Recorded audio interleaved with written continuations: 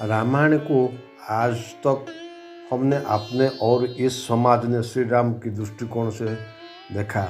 लखन को देखा, देवी सीता को जाना, हनुमान के भक्त भाव को जाना, रावण के ज्ञान के पहचाना, लेकिन कभी ये नहीं ध्यान दिया कि इस रामायण में अगर कोई सबसे अधिक उपेक्षित और अनदेखा पात्र था तो वही थी लक्ष्मण के पत्नी और जनक नंदिनी सीता की अनुजा उर्मिला। जब राम सीता वनवास को जाने लगे और बड़े आग्रह पर लक्ष्मण को भी साथ जाने की आज्ञा हुई तो पत्नी उर्मिला ने भी उनके पास जाने का प्रस्ताव रखा, परंतु लक्ष्मण ने उन्हें वो कहकर मना कर दिया कि अयोध्या के राज्य को और माता को उनकी आवश्यकता है।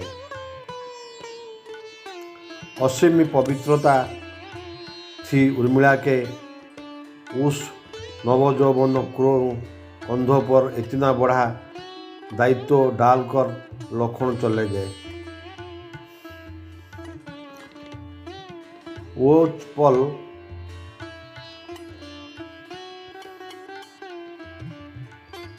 जीवन सहिता जो कोई भी नववधु अपने पति के साथ गुजराती है वो उर्मिला के नसीब में नहीं लिखा गई थी। पतिव्रता स्त्री ने जीवन के चंचल पड़ाव पर भी अपने पति से दूर रहने पर भी लेशमात्र भी किसी और का ध्यान नहीं किया। वह उर्मिला की अखंड पतिव्रता धर्म था। वह उर्मिला की अवर्णित अचर्चित अघोषित महानता थी। उर्मिला के महान चरित्र, अखंड पवित्रता, स्नेह और त्याग की चर्चा रामायण में उपेक्षित थी, पर वो न कर सका।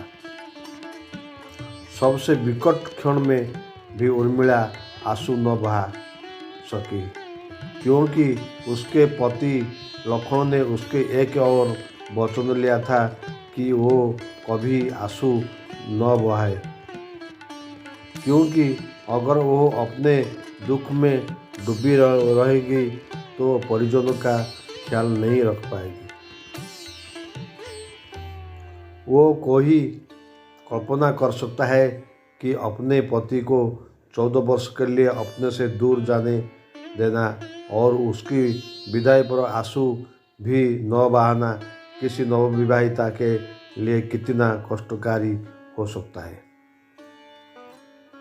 कितना हृदय विदारक पल था वो जब परम पूजनीय महाराज दशरथ स्वर्ग सिधार गए, पर वचन के सम्मान रखने के लिए उर्मिला तब भी न रोए। पति के लिए पिता को किया इनकार। महाराजा जनक अपनी पुत्री को मायके अर्थात मिथिला ले जाने चाहते थे ताकि माँ और सखियों के सानिध्य में उर्मिला का पति वियोग का दुख कुछ कम हो सके, परंतु उर्मिला ने मिथिला जाने से सादर इनकार कर दिया। वो कहते हैं कि अब पति के परिजनों के साथ रहना और दुख में उनका साथ न छोड़ना ही अब उनका धर्म है। 14 वर्ष तक सोती रही। बहुत से लोग इस बात से परिचित है कि अपने वनवास के दौरान भाई और भाभी की सेवा करने के लिए लक्ष्मण पूरे 14 साल तक नहीं सोए थे। उनके स्थान पर उनकी पत्नी उर्मिला दिन और रात सोती रही। लेकिन वो बात बहुत कम लोग जानते हैं कि रावण के बेटे मेघनाद को वो वरदान प्राप्त था कि जो इंसान 14 वर्ष तक ना सोया वो केवल ही उन्हें हरा सकता है। इसीलिए लक्ष्मण मेघनाद को मुख्य दिलावाने में कामयाबी हुए थे। रावण के अंत और 14 वर्ष की वनवास के पश्चात जब राम सीता और लक्ष्मण वापस अयोध्या लौटे तब वहाँ राम के राज तिलक में समय लक्ष्मण और जोर जोर से हंसने लगे। कवि को ये बात बेहद आश्चर्यजनक लगी कि क्या लक्ष्मण किसी का मजाक उड़ा सकता है। जब लक्ष्मण से इस हंसी का कारण पूछा तो उन्होंने जो जवाब दिया कि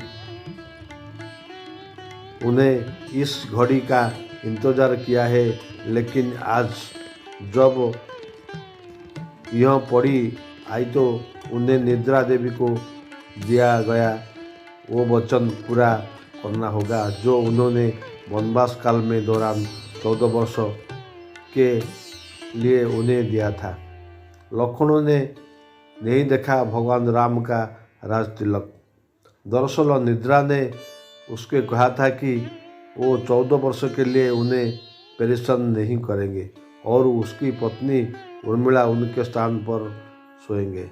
निद्रा देवी ने उनके ये बात एक शर्त पर मानी थी कि जिससे ही वो अयोध्या लौटेंगे उर्मिला की नींद टूट जाएगी और उन्हें सोना होगा।